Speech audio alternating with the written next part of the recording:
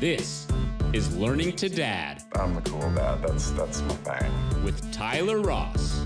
What I do have are a very particular set of skills. I'm gonna have fun, and you're gonna have fun.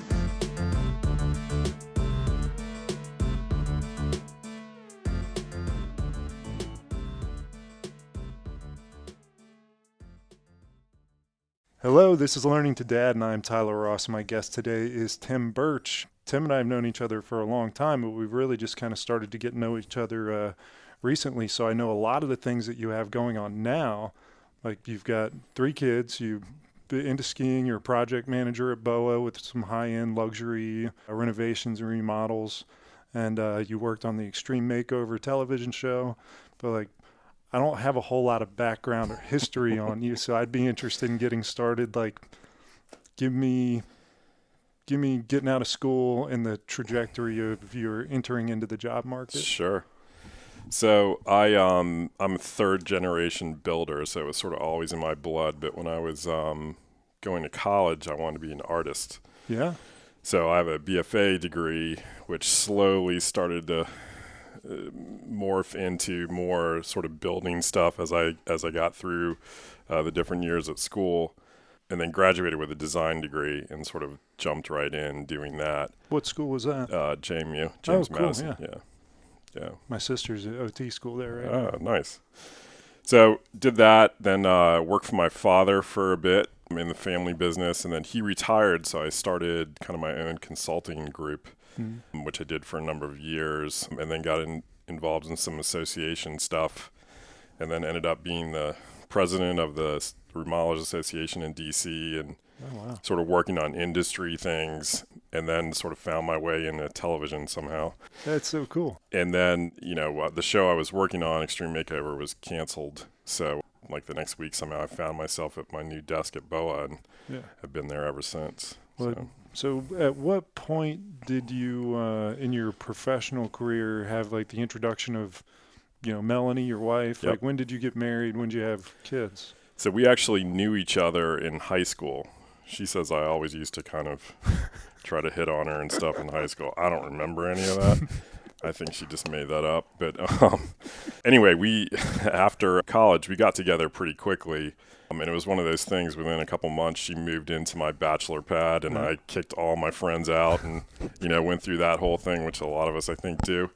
And then we got married, and we actually wanted to move to Vermont. So we ski a lot, and that was something that we wanted to do, but we couldn't find work there. Yeah. So we got married up there, and then came back and lived in Fairfax, and then moved to Warrenton in the late 90s. So did you guys both grow up here? Did you go to high school here? No, I went to high school in Oakton High School, and Melanie went to W&L.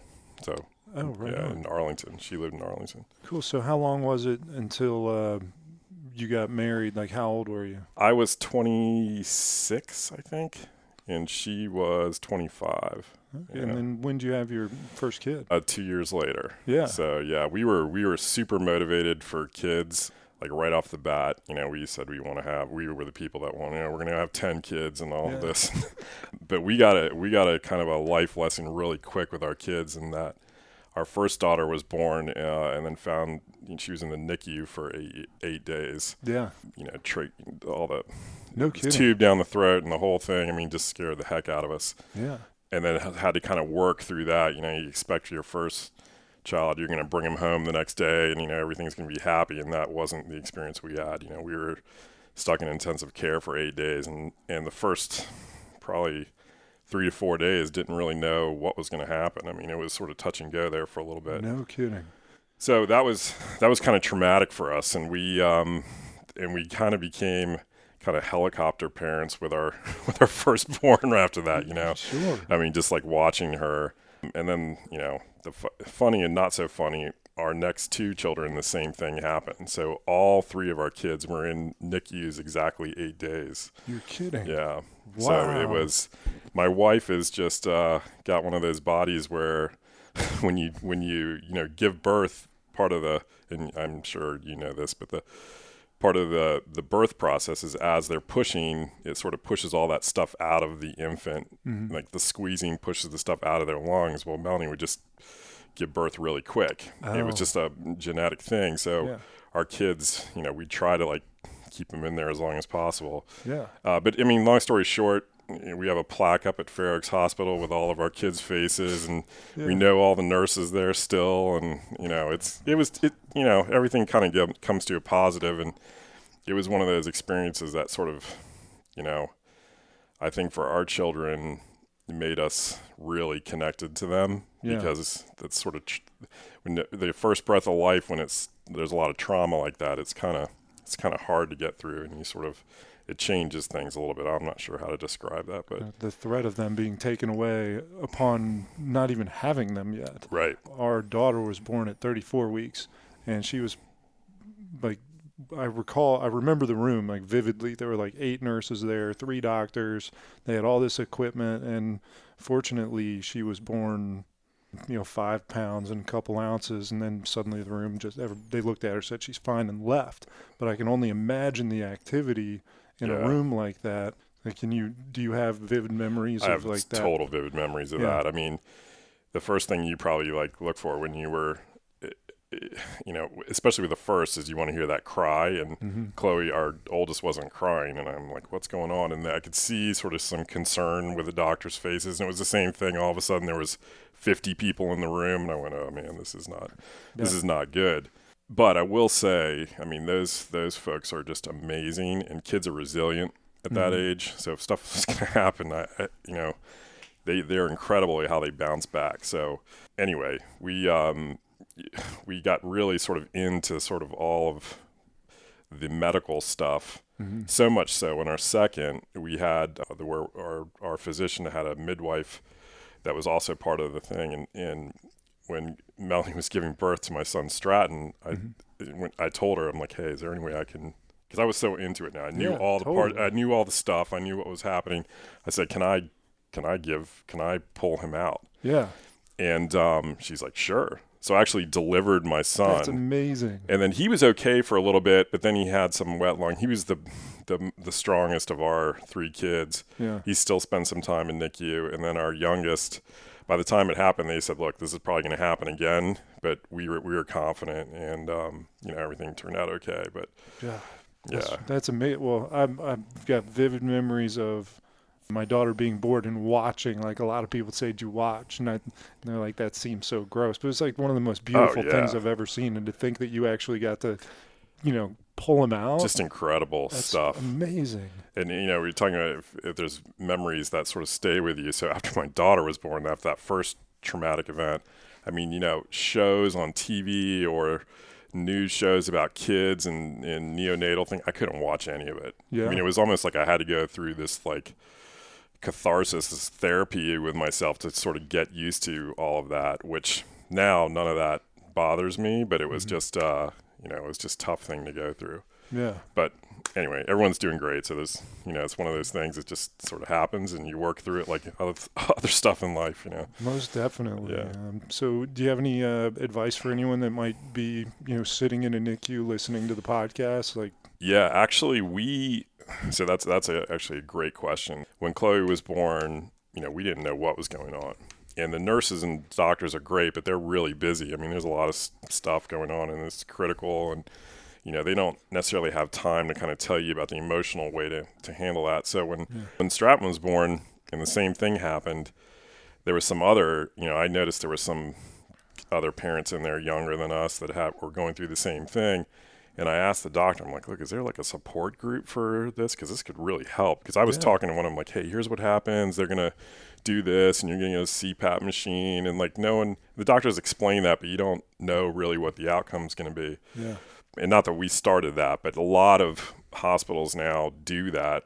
And I can't, any parent that's going through that or potentially may have a at-risk birth, just look for those groups, because there's a bunch of parents that have gone through the same thing. Yeah. And it's so great to hear, because most of the time, and not all the time, but most of the time, as I said, kids are resilient, and they kind of bounce back from that stuff. But as a parent, you're so scared because you don't know what's going to happen. Yeah. And just to listen to some other folks tell you, hey, here's what. We were on a list at Fair Oaks. We lived here, actually. We had moved to Warrenton at that point. But for parents to call if they were really freaking out at 3 a.m., we were like, hey, tell them to call us. And the reason, because our kid's plaque is on the all like, hey, these kids are made it through. And we did that on purpose because we wanted parents that were in there to say, hey, look, wow, this family had 3 kids come through here. Yeah, that's amazing. Did you ever get any phone calls? We did. We got a couple phone calls. I think now, that was 20 years ago or 15 years ago with our youngest. And I think now there's much more, I think probably they right away have support groups for you then or now. But, it's definitely something when you talk to somebody that went through it, it helps. Yeah, I think that's kind of part of the point of the conversations like this is to help, men who have this definition of masculinity that's been thrust upon them through their environment or their family or history or whatever, to like encourage them to, if that's the avenue to be better, make that phone call. Don't be afraid to be vulnerable and have an emotional conversation about what's happening, especially if it's about your kid. Absolutely. It's the most important thing you can do is make decisions for the benefit of your kid and to get your ego or history in the way. And even as they move through, I mean, my kids are a little older than yours, and we've had them go through all the stages. I have 2 in college now, and I think you're right. Like, men tend to say, well, I don't have time to get involved in, PTA. That's not for us. But nowadays, it's not like that. Yeah. I mean, everyone's involved, and it took us. I mean, my daughter, my firstborn, had, I think, the bad end of the deal because we sort of didn't really realize that. And as our kids, as each one sort of went through, and our last child that was out in elementary school here, we, Melanie and I were on the playground committee and raised a bunch of money to get the playground going and all this stuff that we were like, man, we wish we would have done that with Chloe too. Yeah. Yeah. So now we work extra hard to support her whatever she needs. She's making out on the second phase of life. It's all kind of lumpy. Some kids get the lumps out front. Some kids get the lumps out back. That's right. Oh man. So going through that experience, at what stage were you in your professional life? Like, were you on pretty solid footing, or were you kind of introducing yourself to building? Or when the kids were born, we actually I had just gone off on my own. Yeah. So it really was. It couldn't have happened at a harder time because I was missing work and but it's amazing when stuff happens with your kids, you sort of really quick realize what's important, and that other stuff that you think is so, I got to be at this meeting or I have to do that, instantly just gets pushed aside. Yeah. Which is kind of I think a lot of stuff should get pushed aside. Yeah. That doesn't, but that sort of forces you. But yeah, we were starting a company up during that point, and it was, it was tough, but I don't want to, it was still all fun. Yeah. But time management became a big thing for my wife, Melanie, and I, is, how do we plan our days so we have enough time to do all the stuff that we want to do with the kids. And, at that point we had a home office, so it was all right there, and, juggling all of that and making sure people were, kids were getting the right attention and, all of that stuff everyone deals with, but time management's a huge thing you have to work on. Is there any strategy in particular that you've implemented? I know people talk about batching and blocking hours and things like this. Baby knows no schedule. Exactly. Yeah. I mean, I would do, it was almost like the kids were first priority. And then there were certain times I knew when we had to do things with the kids, so that time would get blocked out. Mm-hmm. But I had a mentor kind of growing up when I was consulting with this firm in Northern Virginia, and he really worked on time management skills. So I would do that. I would sort of lay the whole day out and then plan, when I can make my calls, which is typically when I was driving, trying to multitask, do that kind of stuff, so that when I was at home, I was not stuck on the phone and doing, not paying attention. It's funny, as you get older, though, I think not only, kids go through different cycles, but parents do too, because then I went through a whole phase where, professionally I was doing all the stuff. I was going to the dinners and, going out with friends and doing that. And there was like a 3-year period, I hate to even bring up, but I wasn't that great of a dad, I don't think. Yeah. I sort of like, I've got them going in the right way, and sort of, now it's time I got to do this and that and the other. And you have to really sort of focus. And there was like a 3-year period where that my professional life sort of took number one. Mm-hmm. And I sort of regret that now. Yeah. You know? What do you think was driving that? I mean, I think it was, you know, my wife's a really good mom. Yeah. And I think I felt like, well, she's got it. Yeah. She's got it. And I can go out and have this meeting or whatever, or go out afterwards with some friends or whatever, and it's okay. And I think I sort of took advantage of that. Mm-hmm. I mean, this is all natural stuff that people go through. It's but very traditional, you know, the Yeah. way the gender roles have been defined over decades. And we're not that kind of Yeah. family. We're not a traditional family. Yeah. So it was just, you know, I have young friends that I see that are young dads, and they're starting to do that. Mm-hmm. And anytime I see that, you know, everyone needs their own time away and stuff. But I'm like, look, you know, there was a period in my life where I thought that was greatest. Let me just tell you, it's not. Yeah. You know, you really need to make your priorities and make sure you get the stuff sort of where it needs to be. And I don't know. Yeah. I'd like to hear a little bit about your starting your own business, going from, you know, being salaried or an employee to, you know, creating your own entity, taking that risk, and then managing that risk at the same time as having a baby. Yeah, that's hard, especially like I'd mentioned, we had a home office, so you can't really tend to get away from it.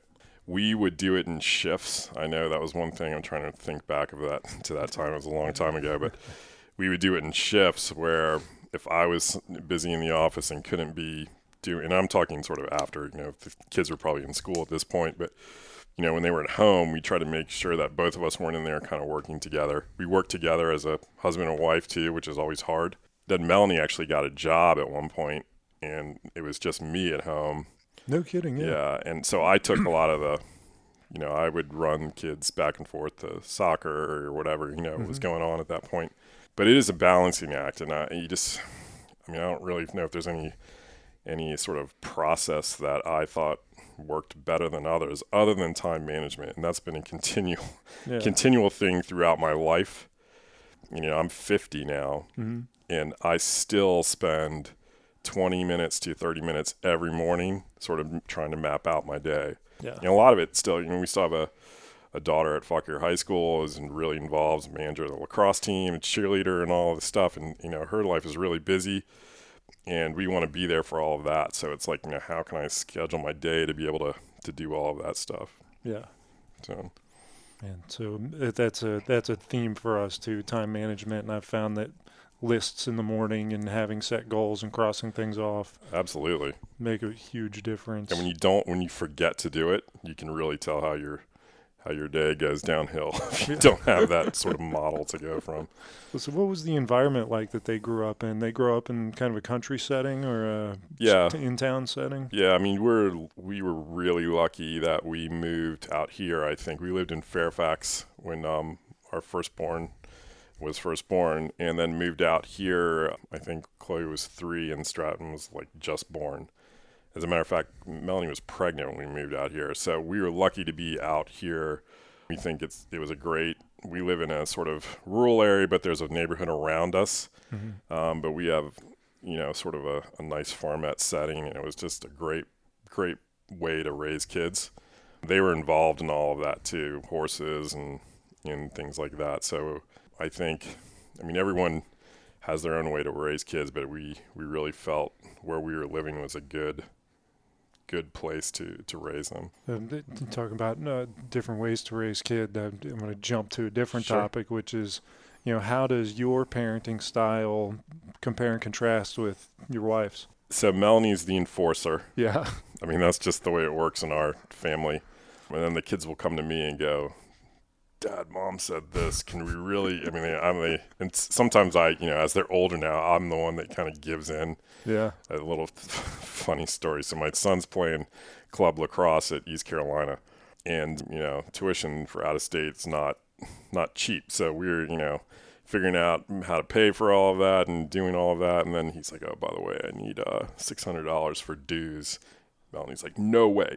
it's not happening. You're concentrating. And then he waited a day and then, hey, Dad, you think there's any way like I could pay you back? And of course, I kind of gave it. Yeah. I'm like, and then afterwards it was fine. Then we talked about it, and that's the way. I mean, we want him to have kind of a well-rounded education and experience sports and playing and having to juggle all of that too. But I think that's the way it works in our house is Melanie lays down the law, and I'm, jokingly, I'm the fourth kid. So it happens with me as well. That's great. I that's funny because I know it's true. Listeners, I know it's true.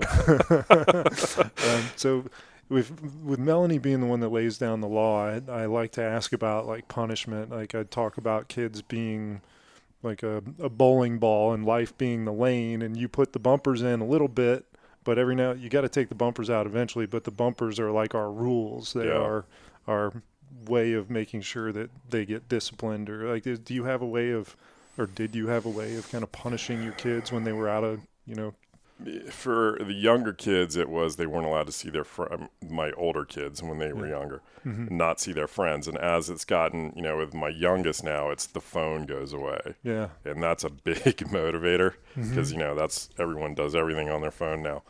But for the most part, I mean, we've kind of, knock on wood, been pretty lucky with that, and that the kids didn't push us too much. I mean, they experienced and did things that all kids, I think, especially in the high school age, do. But they kind of stayed, they sort of knew, I think we sort of put some values in them growing up that, what's right and what's wrong, but then did try to give them a little bit of leash and not, hovered so much that they can't experience anything. And I've seen that happen with some of my friends have just been like on their kids. And then they get in college when they're away, and within a week they're like in trouble because it's their first chance to do anything, Yeah. And I think it's a tough balance to make sure that you kind of instill those values and monitor it, but still let them sort of experience life and make mistakes and do that kind of thing. Yeah, it's at 3 and 4, the ages of my kids. Like I basically have no idea what to do other than just try to talk to them, and logic doesn't necessarily make sense. So it's been, you don't get to play with your iPad. Yeah. Which we try not to give to them too much. But like, did your kids? I mean, I guess the iPhone came out in 2007, so your kids would have been. How old are your kids now? Well, I have a 23-year-old, a 19, and a 15. So they were kind of really young. They kind of grew up in the world of screens. I didn't. You didn't. Yeah. So that's a big thing. If they can't use that's how all kids communicate now. So we would take that away. Yeah, but other lessons I'm trying to think that would happen other than that, like, so our daughter, our oldest, and she probably wouldn't mind that I was telling this story, went away to college, and we were really excited. She got into University of Arizona, and we have a family house out there, and it's a big part of our life, and then just didn't take. She's like, I don't like it here. I don't fit in. Came back here, worked for her, worked here in town, actually at various restaurants and other things for a year and a half. And she sort of experienced life and what it would be to sort of be on your own. And that was kind of a thing we did strategically, is that, okay, well, if you're going to come back, then you're going to be really supporting yourself. Yeah. And she sort of did that, and then figured out she wanted to go back to school, and is now taken after the old man's interior design major at Belmont University, but she paid for the first semester by herself. No kidding, yeah. And it was just that, that was kind of tough because I was like seeing her struggle a little bit, like, oh man, how am I going to do this? Yeah. But we tried to stick to our guns, and now she's got grants it's just amazing stuff. She's on the dean's list, and it's just amazing how each kid is different too. And you probably, I'm sure you know that already. I see it just at 3 and 4. They're wildly different, yeah.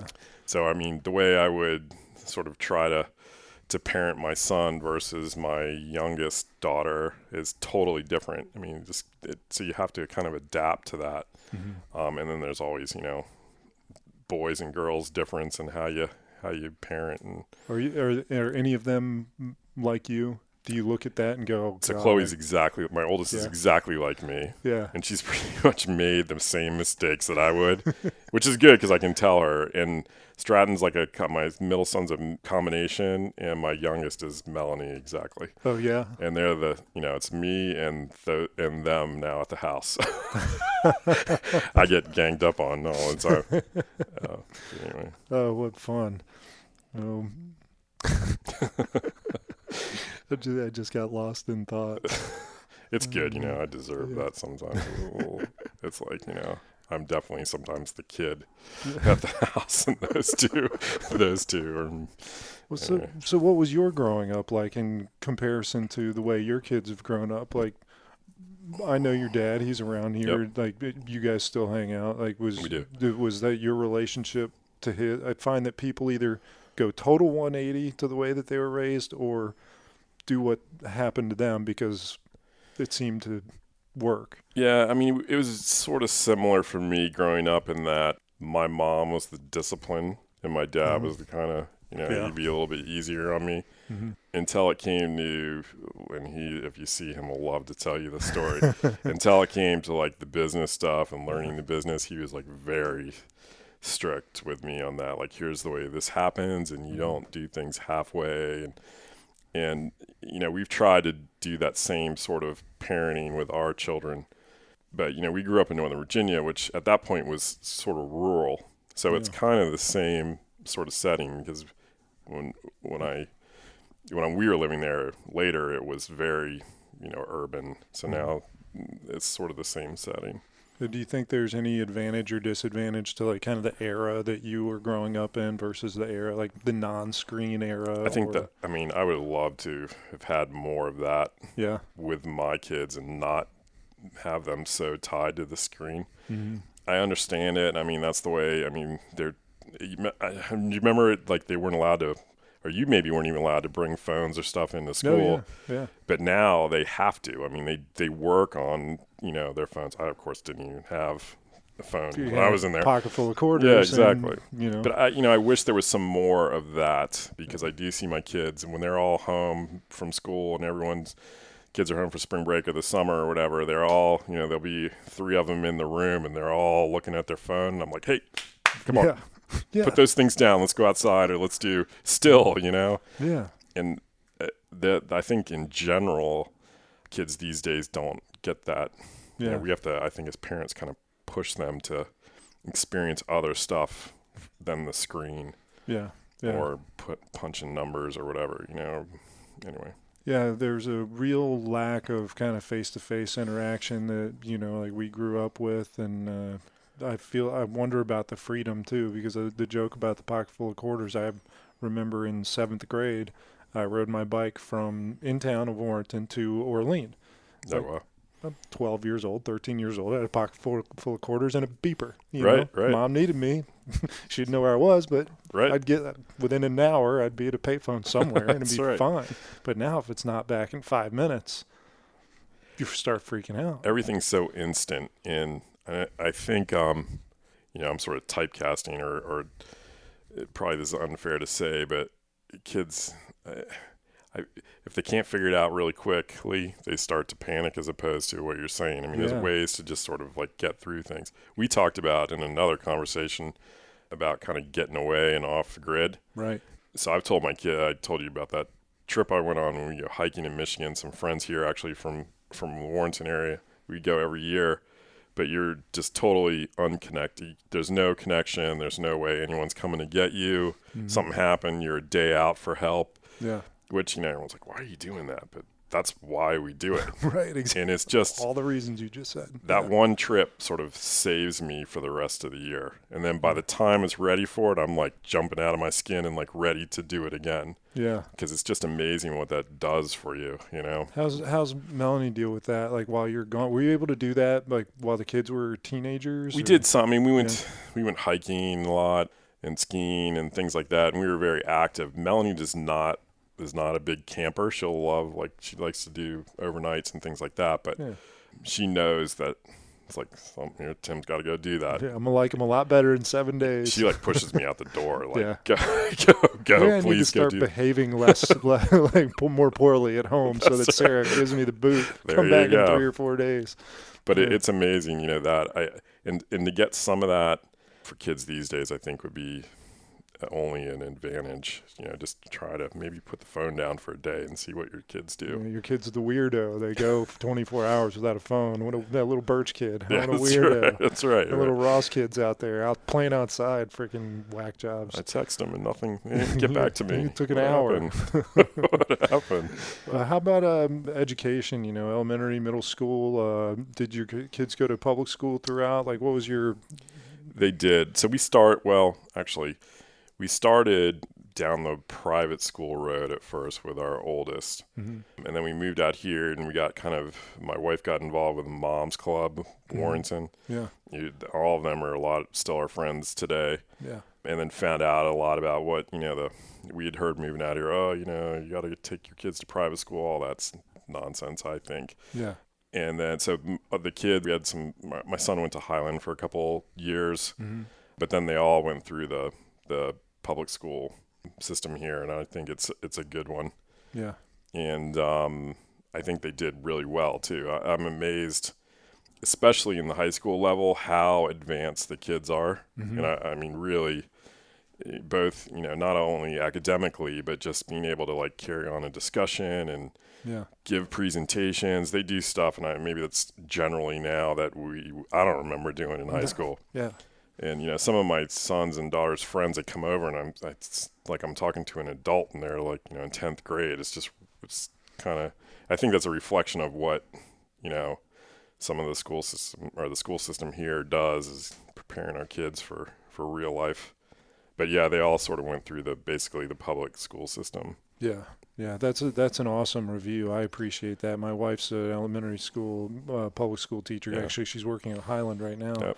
But you look at education as, I think of it as, your biggest education is what you're doing with your kids outside of school, teaching them how to be a human, and then the numbers and letters and stuff like that, they all figure out over time. But the presentations are things that are wonderful. But to think about spending $20,000, $30,000, $40,000, $50,000 a year on school, thinking, how much does the best teacher on the planet have to get paid to come be my kid's personal teacher? Right. We get 6 like-minded individuals and pay a teacher $250,000 a year. Exactly. And have the best education you could possibly imagine in 3 hours a day. Right. And but I don't know. I'm all over the place with education. But all 3 of your kids, both of them go to college, or you got Stratton in college. Chloe's at JMU. No, Chloe's at Belmont. So I'm sorry, Belmont. Yeah, so I have 2 in college now. Chloe's at Belmont University in Nashville. Mm-hmm. Stratton's at East Carolina, and my daughter is still in 10th grade at Fauquier. Fauquier, yeah. Right. Does she anticipate going to college? Oh, yeah. Yeah. So she's probably, and my other kids won't mind me saying this, she's the smartest of the bunch. Yeah. So she's already kind of researching, and we're pushing Virginia schools with in-state tuition. Mm-hmm. But she's talking like Oxford and all this stuff at this age. But anyway, she definitely will be going to college. And anyway. Do they know what they want to do, or do they have an idea? Yeah. So the funny thing, this is probably a topic to talk about. The funny thing is, all my 2 oldest are sort of following what we did. So Chloe's an interior design major and Stratton's a construction management major. Oh, no way. Yeah. So he's I'm 3rd generation of that. So the thoughts are we'll have a 4th generation, which would be kind of cool. Yeah, you think they'll come in under BOA, under Dad? I think one of them's Stratton's going to intern, and Chloe may intern with us too, and work out of our Tyson's office, which has a lot, big infrastructure, and they can kind of get a taste of what it is to work in that industry. But yeah, I think they'll kind of fall into that. So how do you envision your role as a parent changing? I've changed several times because of 8-year-old is different than a 16-year-old is different than a 22-year-old. Like, how's your being a father evolved? Yeah, we talked a little bit about that before, in that now, with my oldest, it's become kind of like mentor/friend role, because they're off doing their stuff. I can't tell them what to do anymore. Right. To a point. Right. and with my youngest, I'm still dad, so it's, I have to put like one foot in the younger parenting and one foot in more of the adult and kind of be there for them. One thing that we want to do definitely is as they grow and certainly go through the college years is not hover too much on them and let them make their own decisions, and that'll include the successes and the mistakes too. And just it's the only way they're going to learn. So we try to do that. And as they get older and you find yourself more in like a mentorship role, friend role, like what do you think you're going to miss most about, being more of the parent? I miss the, it's funny because now Helena has her friends that still came over, but before we had 3 kids sets of friends. Oh, yeah. So our house was like the house where all the kids were at. And then suddenly that went away. I mean, Helena still has her friends over, so we can't wait till those kids come over. Yeah. But we miss that. Like, we miss the, hey, Mr. Burch, Yeah. And most of them never having any Twizzlers left in your pantry because some kid ate them all. It's all Stratton's friends call me, like, Big Red and all this. So I, miss all of that and stuff. But, it's the way life is, and it's fun to see them go out and sort of making their own memories. And that's a theme also we have is like, when they all are around, we're kind of like, all right, what can we do that they're going to remember? Yeah. So, make some memories today. Let's make some memories today. And, that's awesome. I think that's the answer. Yeah, totally. And really. We talked about that a little bit already, but it's a good opportunity to talk about the stuff that you're doing now. Yeah. Because I don't know if you were doing that, over the course of time when you had 3 kids in the house, like the radio show that you do, and your sponsored ski race, which is awesome. So is that replacing that time, or? I think there's definitely more time to do that now. It would have been hard to do it with 3 kids at home and juggling all of the schedules and things and just spending time with them. You definitely have more time to devote to yourself, I think, in all kinds of ways and levels. We're really cognizant of not to make too much where we're getting kind of selfish and just doing stuff for ourselves. And meaning, like, here's a trip we could plan on doing together, but we also we want to take the kids somewhere else. We sort of still keep that as the number one thing. And I think you have to kind of do that until they're off on their own and having their families. And, my wife talks about things now, like, where are we going to move, where they're going to want to bring kids back, their kids, she's already thinking about it. I'm like, they're not even out of college yet. Let's just wait a little bit. And never know what's going to happen. Let's just wait. It just goes to show how, like, kid-centric you guys are, how important your kids are to you, which this is one of my favorite questions. I might have asked it to you the other day, but do you think that your kids will understand how much you love them until they have kids? Like, can your kid love you back as much as you love them? That's a good question. I think they can, and our kids definitely say that, like, I love you and that kind of stuff, which that's great. But until I really realized what I put my parents through when I had kids, and my kids, were going through whatever it was. Mm-hmm. And I definitely had a better appreciation. So I think that probably does grow when they sort of get into that and realize, oh wow, this is what I did. The aha moment. Yeah. My mom used to say when I was a little kid, I'd throw myself in front of a bus for you, right? It's like it's pretty violent, but that's the high school kid. But now that I have kids, I'm like, yeah, you would. I know you would. Yeah. I believe that now. Yeah.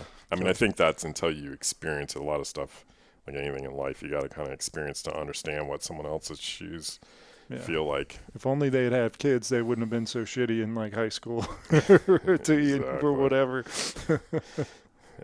We have like another saying, I'm always like, use my gray hair knowledge. Like when they say something and I'm like, no, you don't want to do that. Oh no, man, I know. This is, I can do it. I'm like, look, I've done all this. I went through the rocky road for you. Don't do this. At some point they have to just experience their own stuff anyway and learn from it. Context is so different now. My rocky road is different than your rocky road, just in the nature of being 15 years difference. And then another 15 years to your kids is so different. I see why parents forget that. Yeah. That, this is what I did, so this is what you should do. Well, the world is different. The environment's different. So that action breeds a different reaction. Yeah. And so we're kind of, I found a lot of humility realizing that I'm clueless about what they're going through. Exactly. I got 10% of it. I mean, even though, you probably experienced this because you're in business with your dad too. So, my dad sometimes will say, this is, and I'm like, Dad, we stopped doing that like 20 years ago. Yeah. He go, no, this is the way. No, you don't understand. And it's then, oh yeah, that does make sense. Yeah. But it's funny because, time to teach the teacher. I mean, you have those moments too. Yeah, I love and my it. kids do that to me all the time, especially with like electronics and things like that. We get all of that stuff. So we have, for what I do, I get exposed to a lot of like high fidelity or smart home stuff. I can't figure any of that out. Yeah. So we, suppliers will give me this stuff and I just give it to my son. Say, hey, can you set this up? Tell me, just give me the controller at the end and show me how to do it. I have no clue. You have these 45 buttons. Show me the two important ones. That's right. Play, stop. That's right. That's so. What are some of the milestones you think about as a parent looking back? Well, certainly, our first milestone when the kids were born and sort of the initial problems they had and kind of getting over that physically, that was a big thing that sort of set in motion how we parented and how we thought of our kids. So that's certainly a milestone. And then all the I've been lucky enough to experience 2 high school graduations now too. Yeah. Which, I was actually amazed how much not amazed, but surprised how emotional I got during that. Like I was like kind of like up in the stands, sort of hiding back tears. Yeah. Because it's just like, wow, this is, you sort of see their whole life flash really quick. And then there they are up on stage getting their diplomas and kind of going off and dropping kids off at college. Oh, gosh. Yeah. That was tough. And I actually, believe it or not, tend to be the more emotional one. Melanie's the stronger one when it comes to that. Yeah. But yeah, it's so awesome though. Yeah. I mean, it's emotional, but it's like good emotion, even if you're sort of sad. Yeah. It's like seeing them do things. So all of those things have been great. All my kids played sports, so I have a bunch of memories of them doing that. And, I think it was good for them to sort of experience all that well-roundedness and things. So we remember those things. And then we also remember dumb stuff, like my son and I building a garden in our side yard, like that kind of stuff. And I think, if I was to put my hand on it, I mean, those are the kind of things I remember most, is those little things that sort of stand out. Yeah.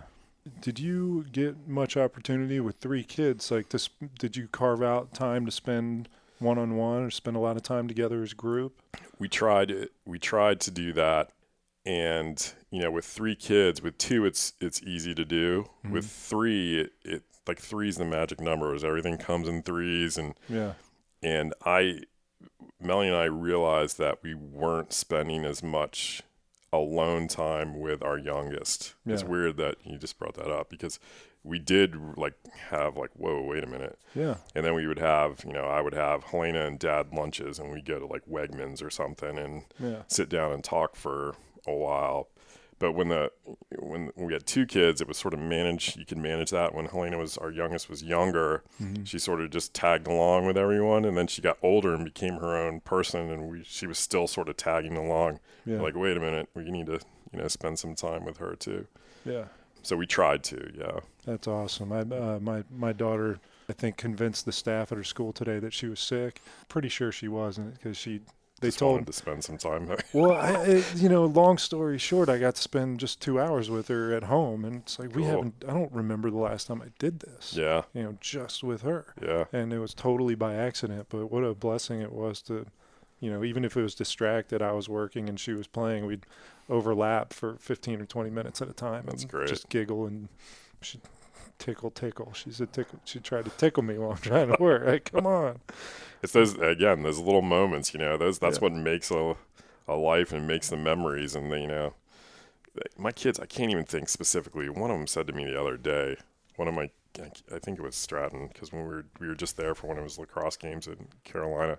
He said something like, "Oh yeah, remember that?" And it was some like random thing from like 10 years ago with just him and I, and he brought it up, and I'm like, how do you even remember that? Yeah. But like that was like It meant something. right at the, it meant something That's to so him, cool. you know? Yeah. Well, so what are some milestones looking forward that you're excited to experience? You know, definitely I have two that are kind of growing into, two kids that are growing into themselves, you know, as far as, I mean, they're mature, they're in college, and then they're going to be off doing their own careers. I'm looking forward to that. I'm really looking forward to see Helena, our youngest, where she's going to end up going to school, because she's really, you know, she's already figured out, like, you know, looking at schools already, and like she wants to be a writer. She wants to do, I mean, she's kind of like she's thinking, it's like she makes her goals and sheets and stuff already. Yeah. And then, of course, you know, eventually, not too soon, but having grandkids and stuff like that will be fun. Yeah, I've never seen my parents light up the way they do with the grandbabies running around. Yeah, that's like you said, not too soon, not but too I'm soon. already excited about it. My oldest has a boyfriend that she's been with a while, and we really like him. Yeah, but we say, hey, look, you guys are way to just keep the way it's going now, you know. Yeah. But anyway, we do look forward to that, and I think Melanie especially. Yeah. Like I told you, I mean, she's thinking about that already. She doesn't have to be the disciplinarian. She gets to be the she'll shake love them it. up and give them back. We'll see if that works. We'll see if that works. Oh man, so let's see. What's some qualities about your kids that you're particularly proud of? All of my kids are really thoughtful. And one thing another thing we sort of talked about when they were really young is, like, if you see another kid that's in distress or getting bullied or something like that, to stand up for them. Yeah. Because both Melanie and I had, like, I have red hair, so I was bullied as a kid, and you know, I know how that feels.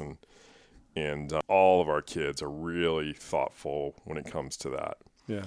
And I've seen each one in a different way take their friends who maybe there's a kid that they're hanging out with is having some problems, and sort of like bring him into the mix or her into the mix with the other group. And I'm really proud of that. They're all very sort of artistic in their own way. And Melanie and I are both are too, so we love that about them. Yeah. And they're all seem to be getting into the family business, which is great. That is really cool. I can see on your face how much that means to you. That's really cool. How about any attributes as a father that you're particularly proud of that you felt like helped you raise kids? For me, I think I tend to try to, in life in general, stay level-headed. I think most people that know me, like, it takes me a lot to get me angry, and I try to be the one that can calm people down. So as a parent, I like that attribute, that I can kind of, whatever's going on, they know they can come to me and sort of just say, all right, wait a minute, let's just chill out and talk about this for a second. Yeah. And I like that. What do you think makes you that way? Is that like something that you practice to become that way, or you think you were just kind of born that way? No, I definitely practice at that. Yeah. In my younger years, I did a bunch of meditation and things to get like that. When I first got into college, I suffered from panic attacks. Oh, wow, yeah. And so I was forced to, for anyone that's ever had panic attacks, it's nothing to be ashamed of. It's something that just, like, out of me, it was a physical thing that just sort of happened. Yeah. But then mentally it takes over, and you start going, man, I'm dying. What's going on? And you have to learn how to manage that. So how I did was, I read a bunch of books about it and practiced meditation, and got into a bunch of stuff from there that gave me sort of a bigger picture. I read a lot of Joseph Campbell, if you know. Sure, yeah. And sort of, we're so small in the universe that, there's no reason to get upset about stuff, really. Yeah. And that sort of changed. I had like a sort of epiphany, if you will, in my early 20s. Stuff sort of changed for me. Yeah. In that it doesn't take, and I've been through some stuff in my life for sure, both, professionally and other things, but I don't get, I can manage it pretty well. So I like that attribute. Is that like a structured part of you every single day, like non-negotiable, or not? So I don't meditate every day now, but I try to do something for myself. Like I know you're doing your pull-up challenge. Mm-hmm. So I'm doing this like every month I try to pick up something like that. Yeah. So I have like a crunch challenge, and it's stupid, but it's physical, and it gets me not thinking about other stuff. And then if I do that, I can like manage other things, whatever it is, ride your bike, go, hiking or whatever. We do a lot of outdoor stuff. Outdoors for me sort of makes everything else okay. Like if I can get out and breathe some fresh air and, experience something, look at something cool, and the rest of my day goes much better than if I get stuck at the desk all day and looking at spreadsheets. Yeah, there's something super grounding about it. Like just to take your shoes off and just stand on the earth for a little bit is amazing. Yeah. Exactly. And I think people discount the physical too, like what it does to your mind. Meditation in a lot of ways is described as being, relieving your mind of its thoughts or trying to get in between the thoughts or whatever. And if you're moving in different ways, you're exposing your brain to action in a different way. Absolutely. And I see why people get addicted to exercise, because it's not all physical. There's so much of it is mental. So I appreciate that so much. Yeah. So I want to jump into kind of what I like to call kind of the lightning round. Sure. What are 3 qualities or characteristics that you think would make up a super dad? Understanding, I think, being understanding, being calm, and at the same time being authoritative, being an authority and sort of laying the rules out. So actually, in that thought and what you were saying earlier, is there a book that you'd recommend to dads? Yeah, I mean, there's a bunch of self-help books. So I read one.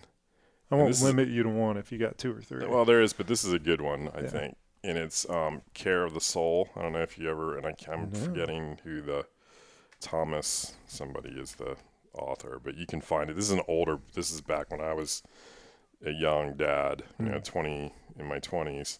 But that really sort of, it's not about parenting, but it sort of lays the groundwork, I think, and how to know when to be disciplined and when not to be, and to let people make their own mistakes. And because there's so much as a parent, not just parenting, it's interacting with other parents and not being the guy at the baseball field who wants to fight the ref because he made a bad call for your daughter, whatever. I mean, there's a bunch of lessons that book, that was one of the books that I read that sort of set me kind of on my path to be sort of a relaxed parent, I guess I would call myself. Yeah, mindful, deliberate. Yeah.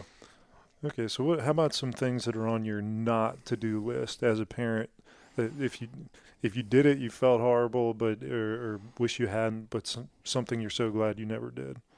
I'm glad that I do have some friends that never go to any of their kids' stuff, and whether that's something, a play in school or a band recital or a soccer game or whatever it is, you have to never do that.